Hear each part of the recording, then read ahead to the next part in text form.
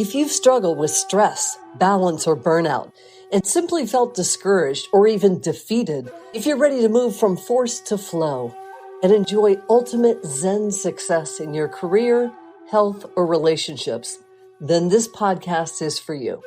Your host, Carissa Sims, is an entrepreneur, corporate consultant, best-selling author, meditation teacher, and healer who has found her own Zen success.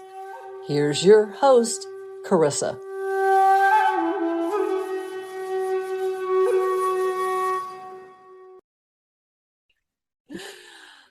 Welcome to this week's episode of Zen Success. Today, I have the pleasure of speaking with Jackie Simmons. Yay! Yay! I'm so happy you reminded me to record.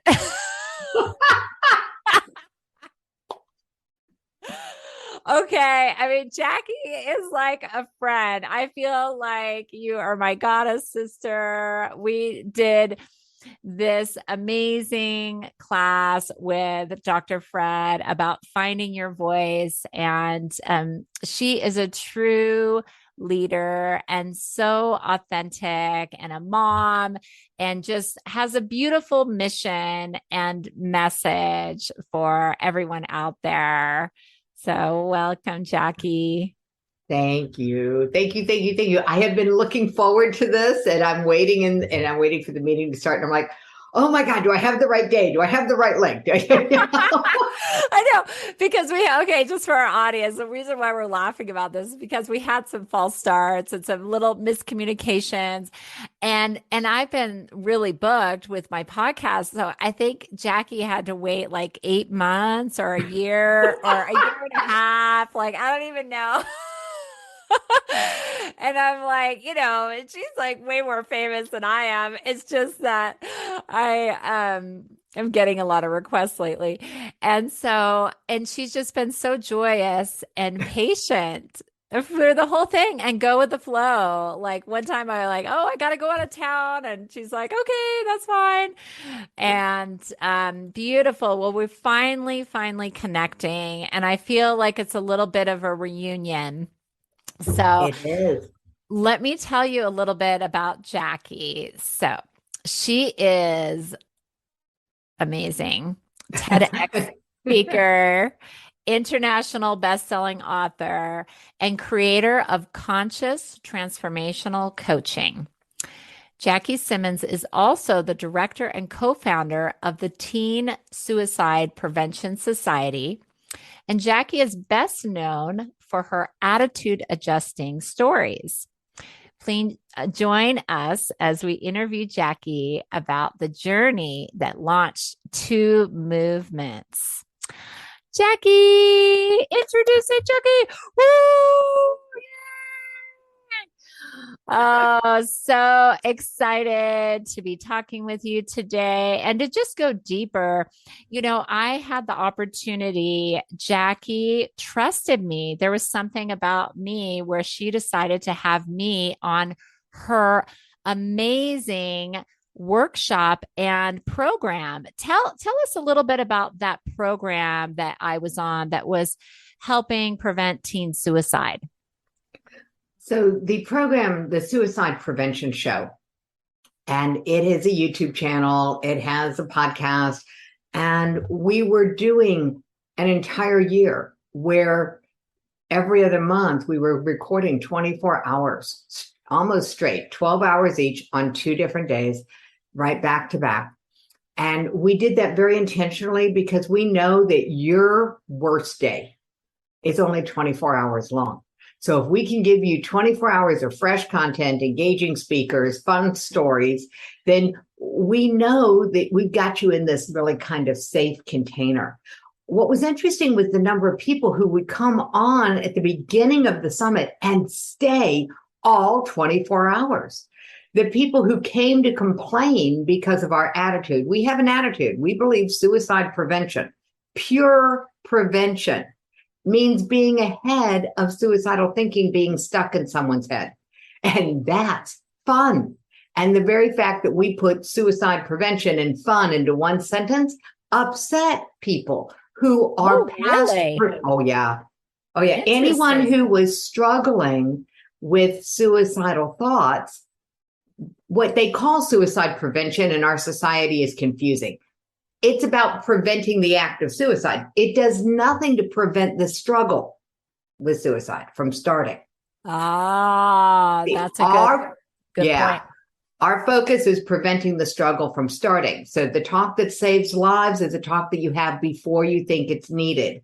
The Why Not workbook is a workbook you work with your family before you think somebody's in trouble. We believe looking for signs is waiting for trouble. Yeah, then it's way, way, way too late. Well, by then, maybe. Well, the good news is, and the bad news all together. My middle daughter survived not one, but 14 attempts on her own life. Wow. 14? 14. Which ones did you know about? Did you know about all of them? Yeah.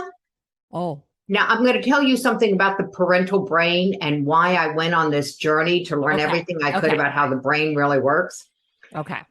Our parental brain is hardwired to believe that our kids are okay. It has to be.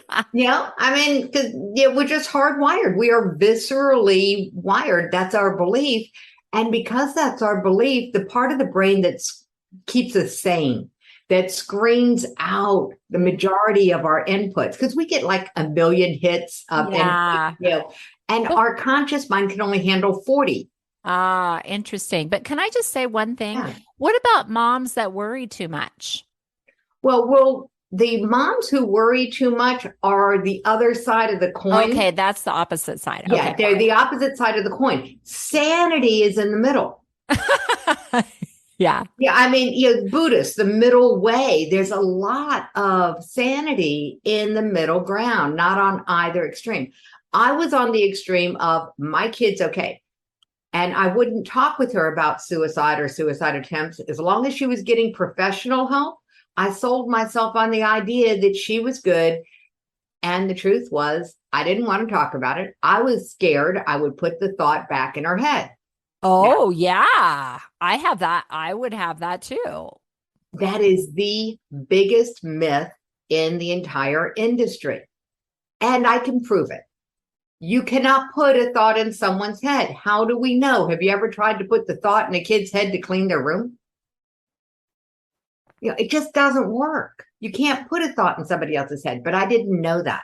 So I was on the extreme of not talking about it and actually not thinking about it. I had managed to wall off that part of my personality, much to the challenge that it created in my business that I didn't understand. And that's the other movement that I've started. So we'll come back to this authenticity. We'll dovetail to that. Yeah. The mom who worries too much is also making the same lack of action because she's worried. She's not talking with the kid about it. She's worried. She's not engaged with it. She's just worried. She's busy being worried. And that makes her feel safe because as long as I'm worrying about it, it's not going to happen. Right. Well, I never thought about it like that. I mean, you could say right, but it's making me think. Yeah. It's one of the other mythologies that we have. If I worry about it, whatever I worry about doesn't happen. So I might as well worry because that keeps me safe. And we've got all of these different cultural mythologies. They have taken on an independent life form of their own, the same way that the Tooth Fairy, the Easter Bunny, and Santa Claus have. They're now culturally independent thoughts that we just accept as out there. And I'm out to myth bust these ones around suicide, especially when it comes to teen suicide. It just doesn't match the reality of what happens inside a kid's head. Wow. So what was it? Did you have a moment where you were like, maybe I need to talk to my kid about this after the multiple attempts? Was it like the 12th or 13th time? Like, how did you figure out this theory and put it into practice? August the 3rd, 2019, and I didn't figure it out. Okay. My daughter, Stephanie, gave a 7-minute talk. And her 7-minute talk is a message that matters. It was a program I was running. So I'd introduced her to the room, and she was, just amazing. Oh my God, she looked great. I can tell you exactly what she looked like that day. She had on a dark blouse and a flowery skirt, and her hair was pulled back in combs. She confidently walked to the front of the room, shook my hand, and she's 37 years old at this point, fully grown woman. I go back to the back of the room, and she starts her talk with 3,000 teenagers will attempt to take their lives today. I almost fainted. I had no idea suicide was her talk, and I had no idea the number was that high. Then she continued and started telling a story about when she was 14. And she shared about the day that she first attempted. And I go pale. I mean, I had what? Then she shared that we hadn't really talked about it. She hadn't talked about it outside of getting professional help and how we had talked around it. And then she did. I was so proud of her, one, for starting her talk with a startling statistic. That's a great way to start a short talk. And then she went in and broke the mood, gave everybody a break from that topic. And she shared that we had the other talks, that we had the talk about sex and the talk about drugs and the talk about alcohol. And then she went to college on a dry campus, which means that the kegs were hidden in the showers of the girls' dorm. Yeah. That's what a dry campus means. I was like, oh, I never heard of it. It just means okay, got it. They're hidden. Yeah. And it's not what it says in the literature, but that's the reality of it. Right. So she then continued. And after she shared that she'd had other attempts, she said she still struggles with suicidal thoughts. Wow. And in the back of the room, I went from pale to bone cold as I realized the struggle she's been facing alone because I didn't have the courage to talk about it.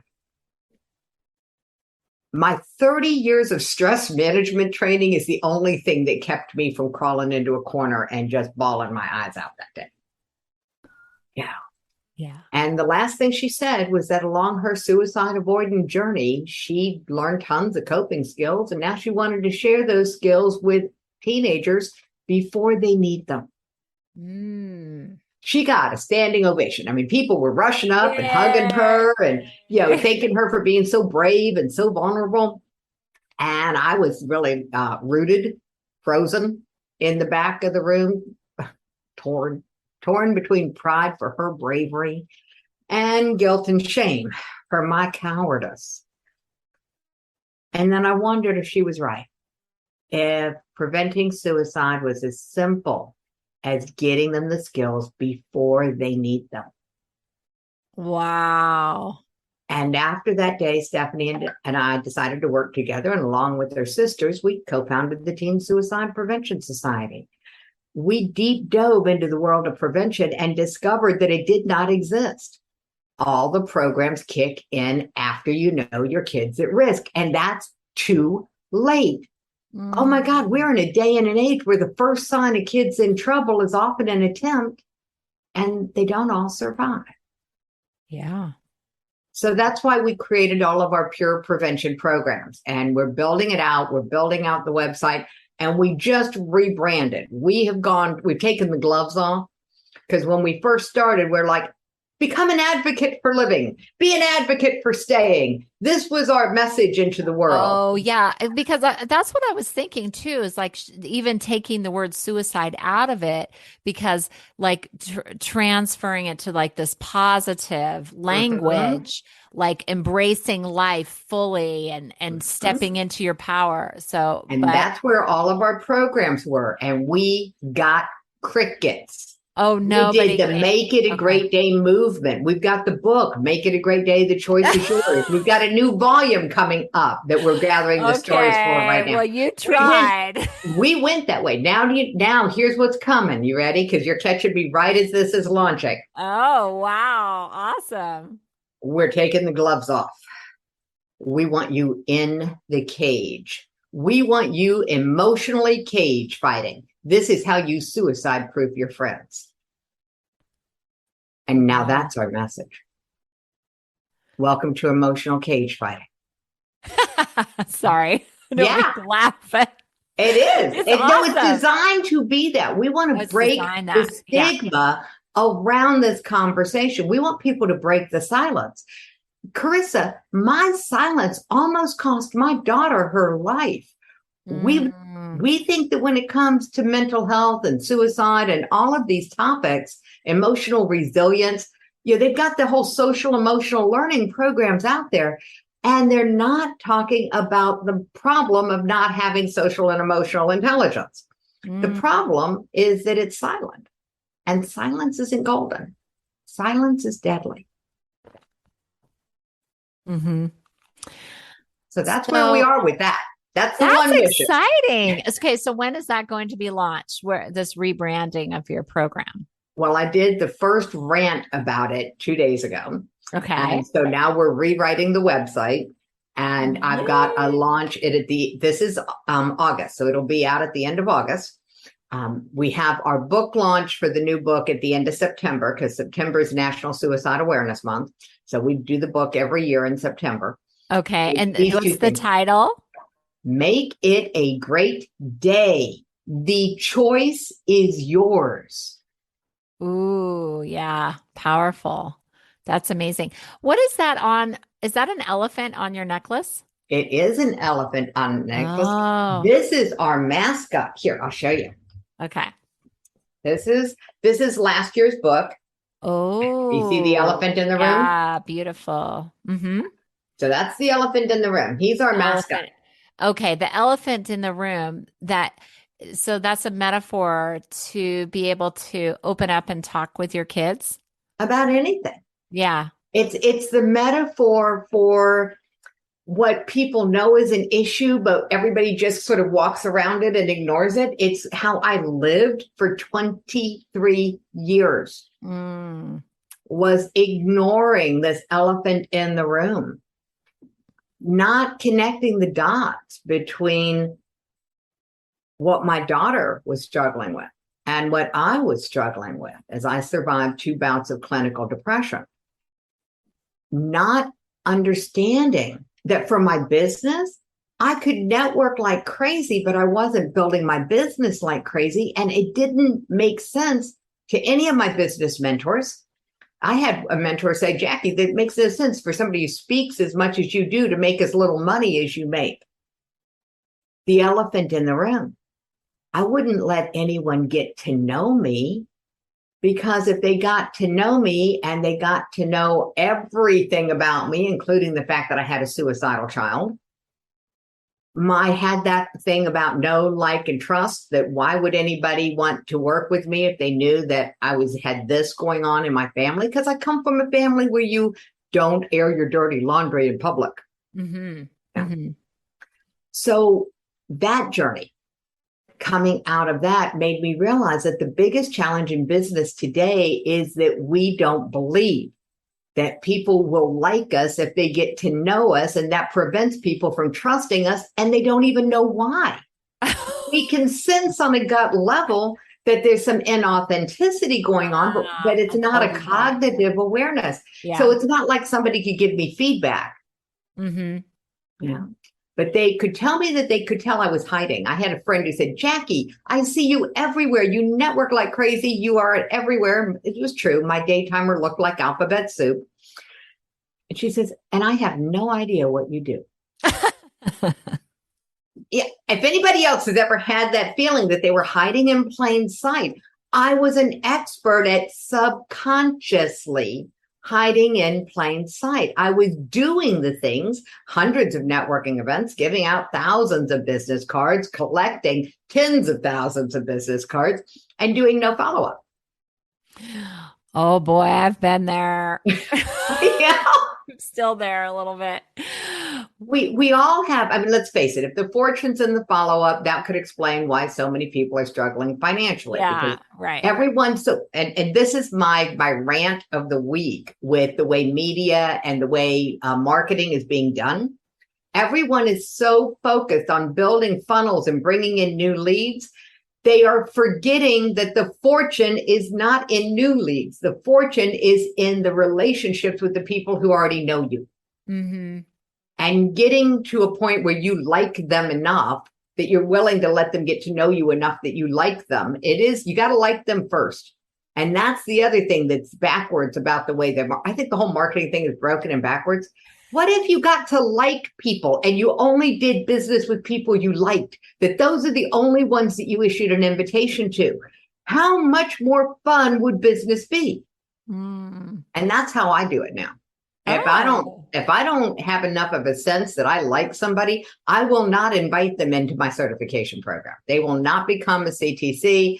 They don't get invited into whatever it is I'm launching next, because that doesn't make any sense to have people that are not people who I really want to spend a lot of time with.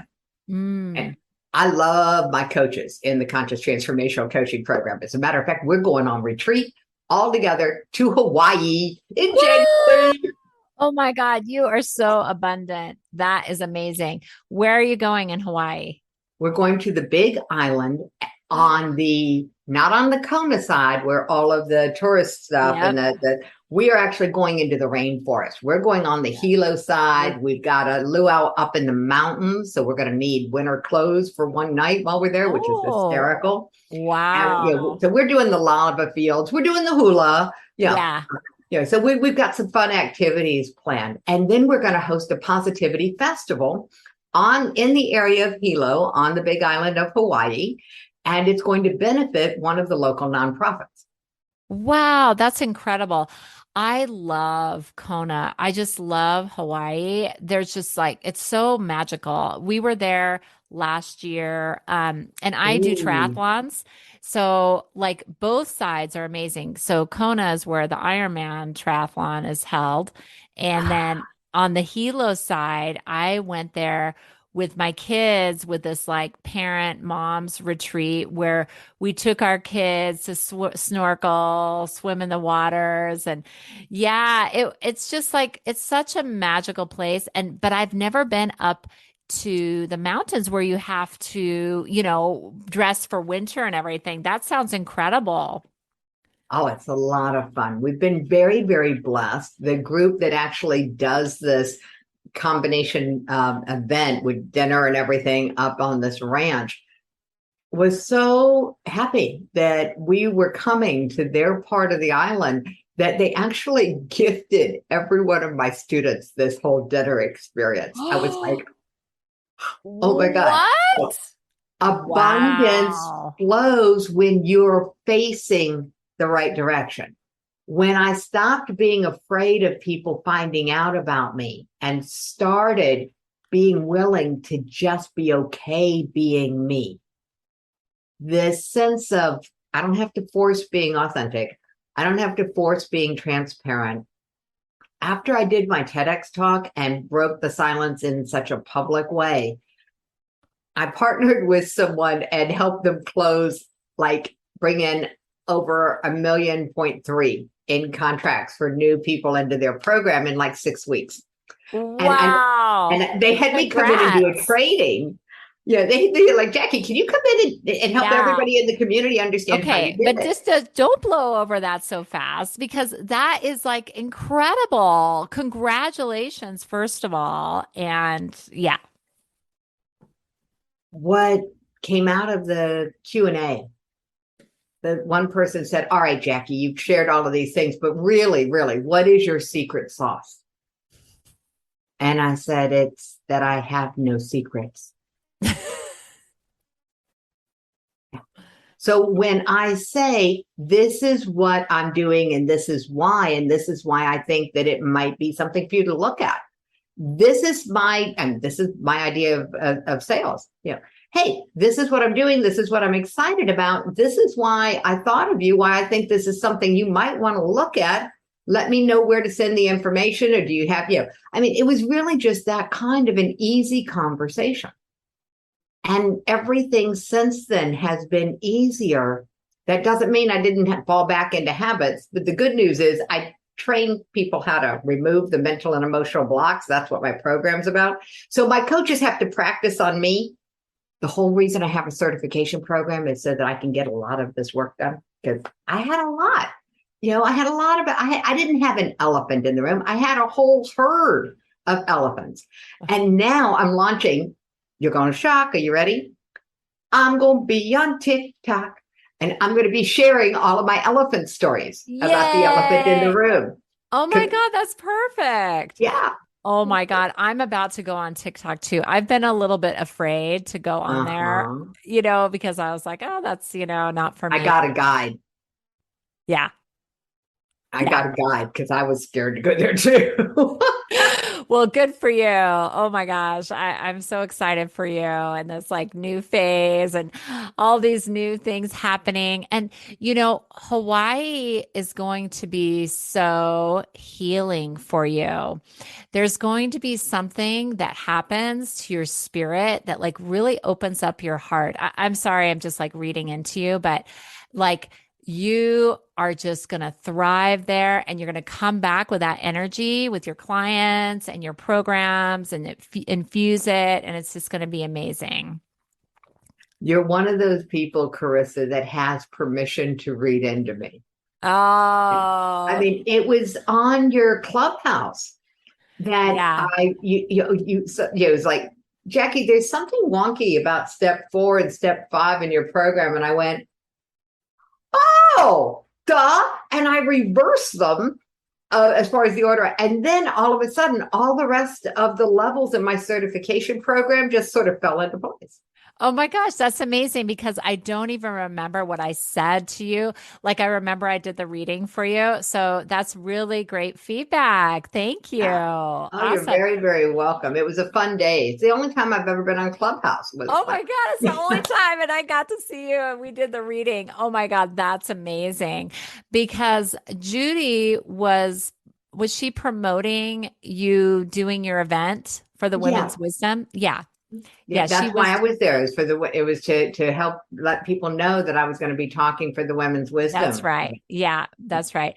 And that recording is up on the Women's Wisdom site. So that was a really good. As a matter of fact, you're going to love this. That interview that I did there.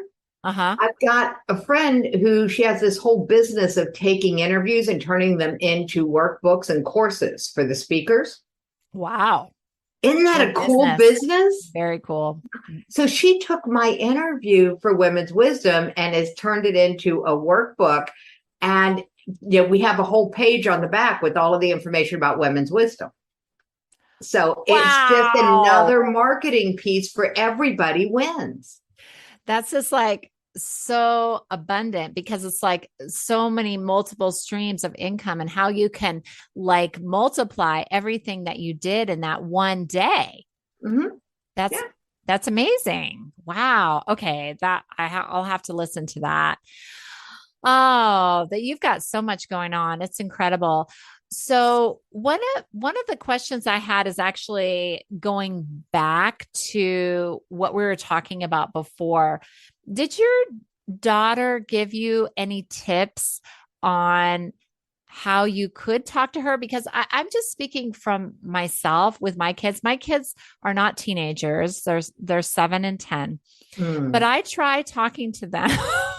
And I'm just like, sometimes they say nothing to me, but I mean, but maybe it's that I'm trying and that's what matters. Is it like just connecting? I'm going to give you the answer. Yes, you're trying and that's what matters. And what if we made it easy for you? Would that be okay? Yeah. Okay. And I'll tell you what, I can, instead of just telling you about it, why don't we role play it and demonstrate how to have this talk? Would that be okay? Yeah. All right, so here's the invitation. Hey, Carissa, I'm part of the mission to make teen suicide a thing of the past. They gave me a guide. I have to practice. Would you have 5 minutes to help me practice my guide? Maybe. What's it about? It's about suicide. I know it's not about you. I just need to read through these questions and I need to have somebody answer them. All right. Cool. Thank you. All right. 4 questions. Here's the first one. I'm trying to be like my kids. You're doing a great job. I recognize that energy. You can also just be you. Just be you. Okay. That's fine. Okay. Here we go. Question 1. Have you heard about the rise in teen suicides? No. Thank you. Question 2. Do you have a story? Do you have a friend who's tried or died? No. Thank you. Question 3. Have you ever thought of leaving that way?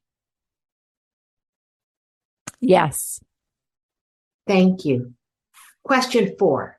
Hey, Carissa, why stay? What are your reasons for staying?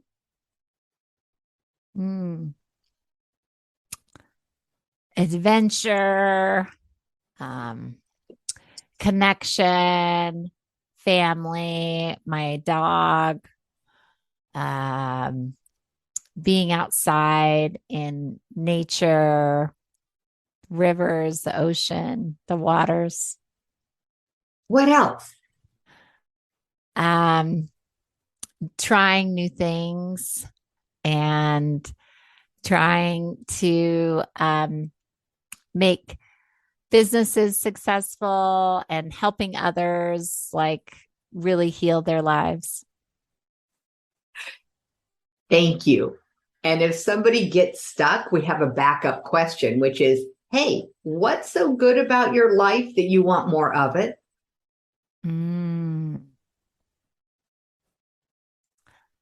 The freedom to choose to do what I want to do. Thank you. Now, what just happened in your brain?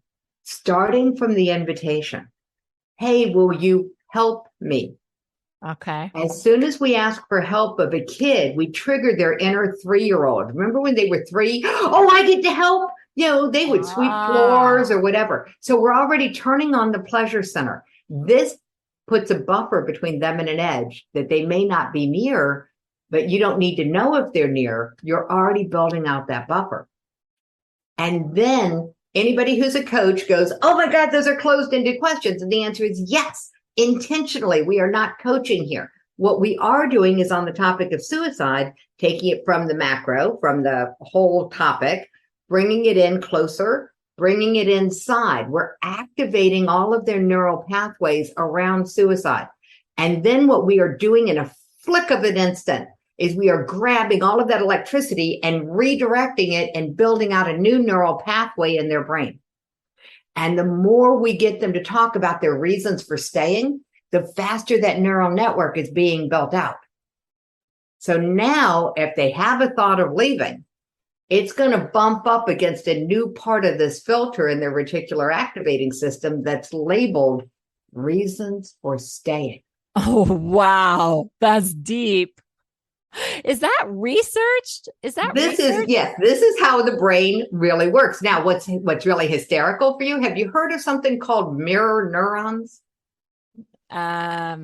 Mirror neurons are those pieces in your brain that if you're around someone who feels a certain way, you start to feel that certain way. Oh, okay. No, I'm not familiar with that. Okay. That's amazing. That's incredible. So here's what's happened to all 91,000 people that have watched my TEDx talk, because I embedded these 4 questions in my TEDx talk. It's like the greatest set of mindset magic that I've ever pulled off. Can you say the name of your talk? I'm sorry for people who want to search it. Sure. It's How to Stop Teen Suicide. Okay. That's the TEDx. TEDx talk. I embedded the 4 questions in there.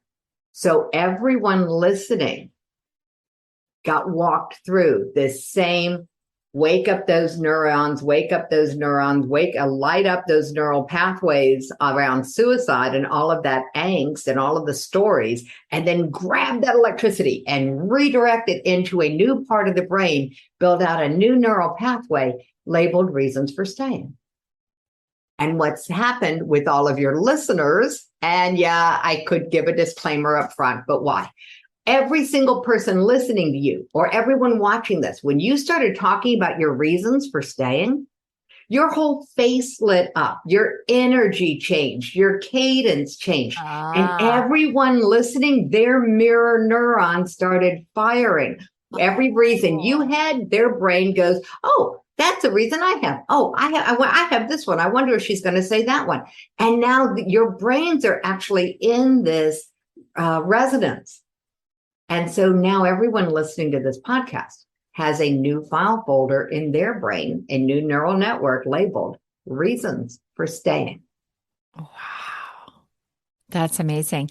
And so, do you feel like that's one of the most powerful ways you can prevent teen suicide? And how often do you have this conversation? Like every week? You have this one where you're practicing it with them. Uh-huh. And then you talk to them about whether they want to practice it with someone, because there's no difference in the mirror neurons. It doesn't matter whether you're the one asking the questions or answering the questions. Uh-huh. So this becomes a family thing, and then it's who among your friends, and you get the permission from other kids' parents, walk the parents through it first. But this is how we're building a movement. We are on a movement to make teen suicide a thing of the past. And I realized you're going to love this. You ready for the math logic? If I want to stop suicide among 16-year-olds 10 years from now, I get 6-year-olds to start suicide proofing their friends now. Wow. Simple math. I've partnered with amazing people. We partnered with a card game company. They have card games that build emotional intelligence in kids as young as 3. So we've got that going on. I mean, Is that ready yet? Can I buy those? Okay. Yeah, absolutely. You could buy those. I got my wallet. Yeah. Wow. That sounds like so much fun, because my kids and we like to play cards. So that would be great. And my son plays chess. Wow. Because he's 10, but I do feel like sometimes I feel like he's not happy. Life is less about being happy and more about being confident that you can shift your mood when you want to. Thank you for that. Yeah. It's not about them never being sad or down. It's about them being certain that they can shift their mood if they want to, that life, the way it is this moment, is not the way it's going to be the next moment. And this is why teen suicide and suicide among younger and younger kids is such a thing. They don't have the perspective of time. So without training in emotional resilience and in emotional intelligence, if they don't get exposed to these conversations, to these concepts, then they're at risk for having a thought that doesn't feel good, that they're afraid to share. Because my daughter said, Mom, I didn't want to be a burden. And that's why she didn't talk to me. She didn't want to be a burden. I didn't want to risk putting the thought in her head.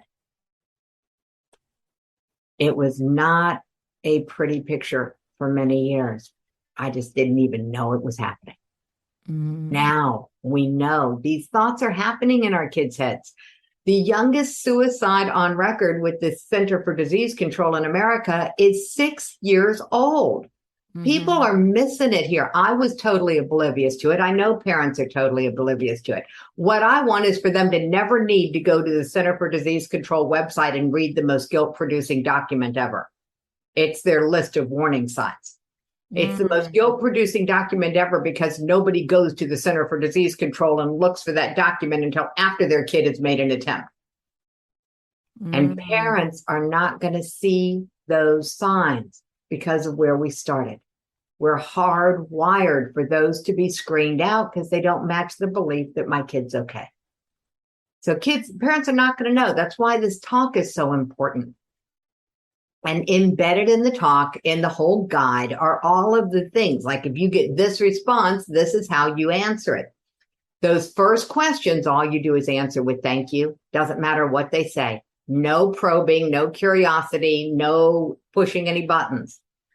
On that last question, probe all you want to.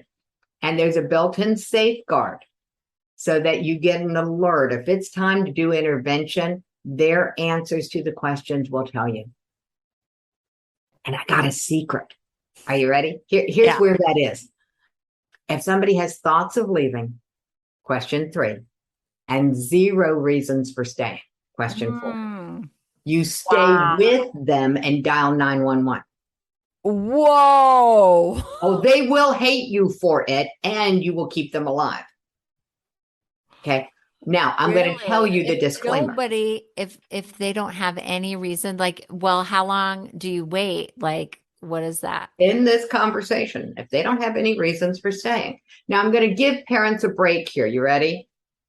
The number of times that that's happened. You want to guess the percentage? How many times that's happened in the thousands of talks that we've had? I don't know, 1%? 0. Oh, 0. Okay. 0. Here's why. They'll lie. They'll lie.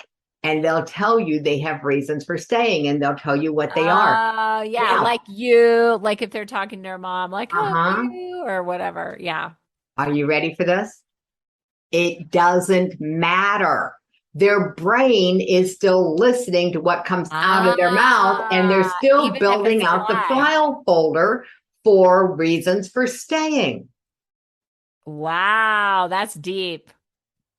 It is the most fun I could have. Wow, that's incredible. It is the safest route to suicide prevention that we have created to date, because they volunteer for the conversation. You're not blindsiding them with anything. You've already triggered their pleasure center of I get to help. You're walking them through very, very neutrally worded. There's nothing inflammatory about our wording. You're walking them through this very carefully crafted path. And then you're flipping all of that into their positivity. What is so good about their life that they want more of it? And because all you have to do is read the damn guide, pardon my French, and everybody knows that you're going to be reading the guide because you told them up front, you have a guide, you have to practice. So they know you're going to read it. So it takes all of the crap out of the conversations. And I've studied the conversations that are suicide prevention that you only have if you think somebody's at risk, and you ask them these questions. And one of the questions is, do you have a plan? And all of these other things. And if they lie in that conversation, they're not getting any help. I know that teenagers lie. I raised 3 daughters and I was a teenager. So I know that teenagers lie. What we did was craft this so that it doesn't matter if they lie. Yay. So that's the talk that saves lives. The guide and the training on it is all available for free on the Teen Suicide Prevention Society website. We want everybody to be having this talk. It is so much fun. Are you a nonprofit? Is that a nonprofit? It is a nonprofit. We do have a membership in the society. There are levels, and people can play. People can become authors in our book. We have a lot of ways for the community to participate with us, and we will take this talk on the road. Somebody wants to have us have this talk with their group, you let us know. We will show up. Yeah, that's amazing. Do you find that schools want to have you come in?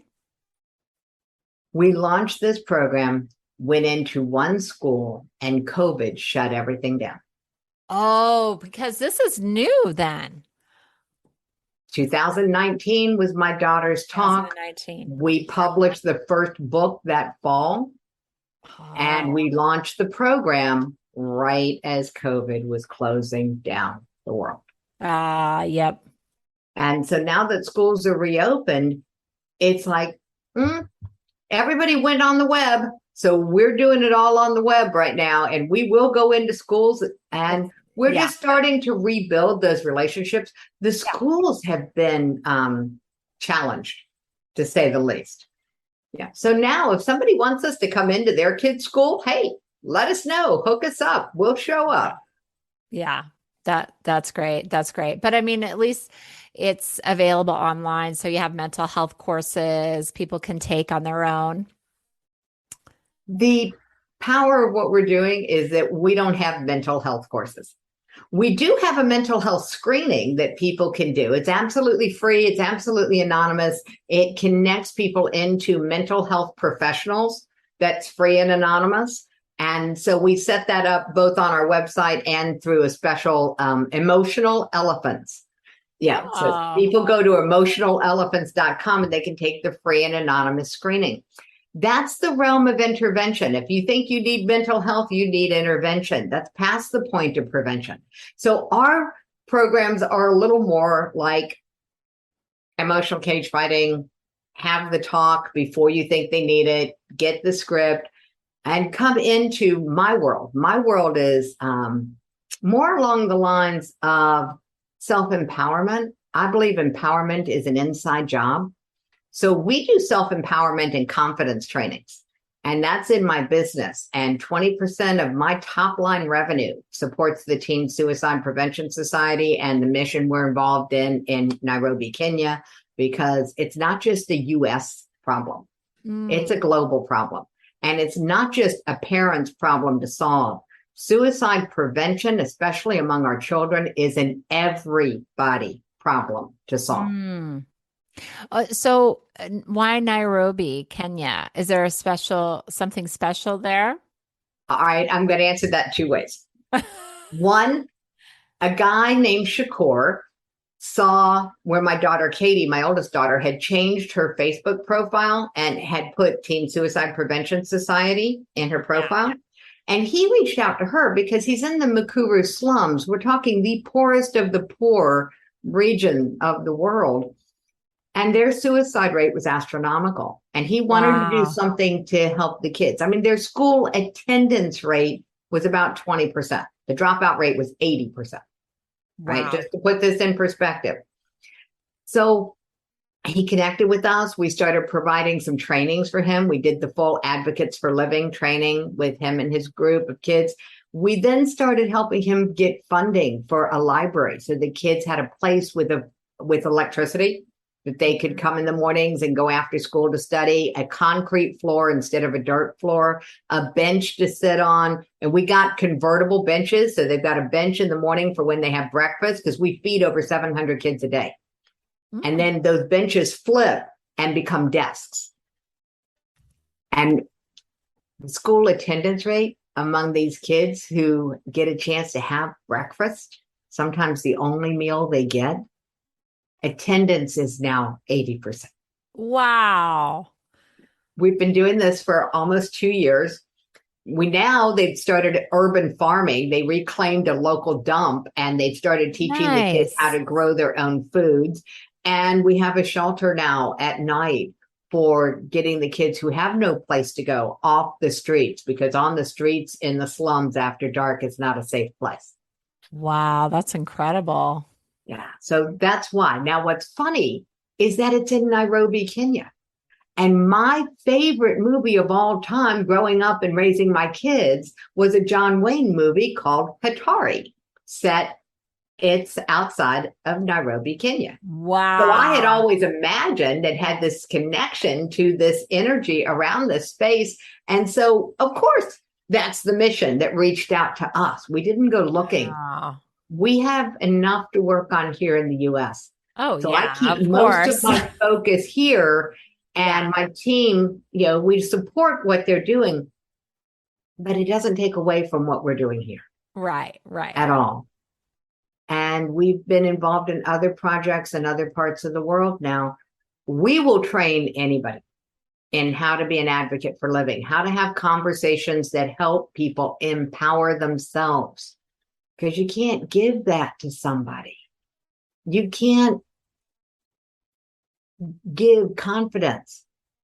You can give age-appropriate challenges to our kids, which is our job as a parent, is to challenge our kids in an age-appropriate way, because that's the only way they build confidence. But I didn't go to that school as a parent. I didn't know that was my job. Mm-hmm. And so my kids didn't get a complete education around emotional resilience.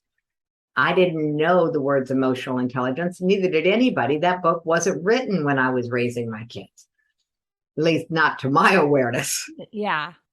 So now we have all of these resources. We have a mandate in this country to bring social and emotional learning into the schools. And the problem is that it didn't come into the homes.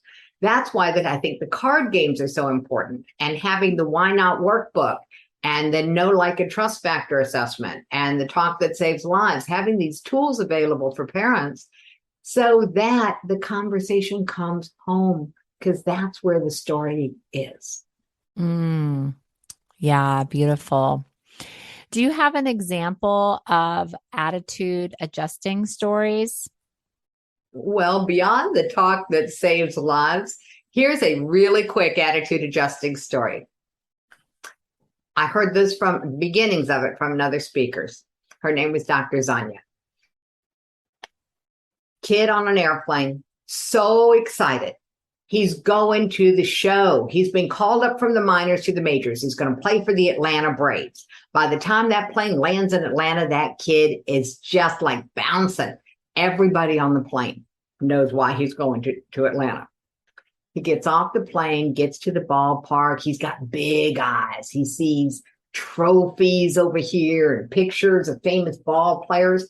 And then he sees, pardon the expression, he sees God, the club owner. He rushes over near about takes that man's arm right off. Oh, I'm so glad to be here. You're with me. Club owner's seen it before, shows the kid into his office, shows him a chair. Kid couldn't keep his assets in the chair. He was so excited.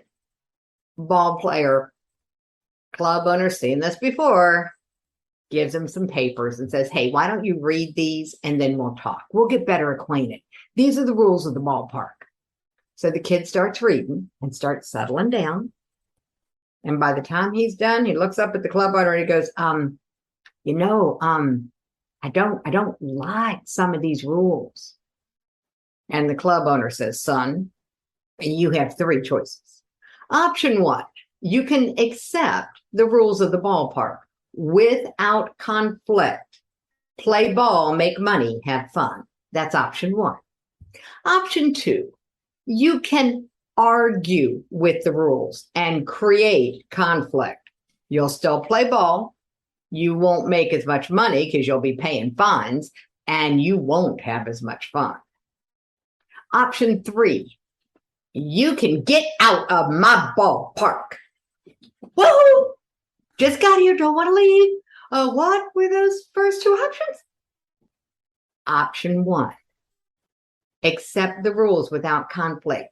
Decide that you like them. Play ball, make money, have fun. Option two, argue with the rules, create conflict, not have as much fun. The ball player had spent his entire life dreaming of only three things: play ball, make money, have fun. So it was a very easy decision for him. What's so powerful about this story is when you take and go, oh, a ballpark. Carissa, right now, I'm playing in your ballpark. I'm the ball player. When I come onto your podcast, I got three options. I can accept your rules, however you want to conduct the interview without conflict, get to play ball. I'm not making any money today, but I'm having a lot of fun. Or I could argue with your rules, create conflict. I don't know if you've ever had a a hard guest to interview. If you've ever had one of those on your podcast, because I certainly did when I was doing the summits. I could be that. Or I could stay out of your podcast if I don't like your rules. I could have just walked. Now, in the speaking industry, that will get you talked about, and not in a good way. It can end a speaking career to walk from a stage. However, once someone gets the fact that no matter where you are in your life, you're in somebody's ballpark. You're either in your own ballpark where you're the one making the rules, or you're a ball player and you've only got three options. Yeah, beautiful. That's powerful. So I know you also have a daily prosperity series. So what is the purpose of that? Do you want to share that? The 39 Ways to Prosperity is a daily video that lands in your email. And I created it when I realized that the negativity of the world and the conversation out in the world is how bad it is. It's gotten into this, ain't it awful? And everyone, it seems like, is feeling more and more economic pressure. And I'm like, but this is culturally induced pressure. Yeah. It has nothing to do with reality. So let's see if in 39 days we can break that. And that tags along with one of my other favorite tools, which is available for anybody who's listening. They can test it out. And it actually is connected with the Teen Suicide Prevention Society. The website is emotionalteflon.com, so TEFLON. And the reason we chose Emotional Teflon is because when you use this tool, it actually floods your brain with images, positive images and affirmative questions and statements that get past your critical thinking brain and get into your other than conscious mind. So it's like washing the negativity of the world out of your mind. It takes 3 minutes and the effects last for 6 to 8 hours. And that was scientifically validated. So it keeps the brain in a flow state. That's the latest scientific research on this. And we partnered with them on this particular topic of prosperity and the ability to counteract what we're being flooded with from the outside. Mm-hmm. And once I just, talk about not my ballpark, okay? I have no clue over what comes on the airwaves, what's considered news these days, what people talk about in my hearing and in my presence, not under my control, not my ballpark. What can I do? Option 1, accept their rules without conflict. So I don't argue with the news. I'm not upset with the news. And what do? I accept it without conflict. That way I'm not putting any energy into it. I'm not firing any angry neurons. I'm not feeding the negativity, which is what we do when we fight against something. Instead, I'm just negating the effect. Sean Aker, the happiness professor from Harvard, in his book Before Happiness, calls it canceling the noise. By using the tips and the videos at Emotional Teflon, I actually have a way to cancel out the negativity coming in by sending positivity in an opposite wave back to it, just like a noise canceling headphone. Oh, I love it. Like la, la, la, la. Mm-hmm. Exactly. Oh, that sounds amazing. It's been such a pleasure connecting with you and learning all about your programs and your mission to eradicate teen suicide. And I'll put all your websites. Just send me what you want to put in the show notes. And just much Zen success on your journey, Jackie. Thank you very much, Carissa. Thank you for listening to this week's episode of Zen Success. I would love to get your feedback at zensuccesspodcast.com on what topics you'd be most interested in and what Zen success is to you. Thanks for listening.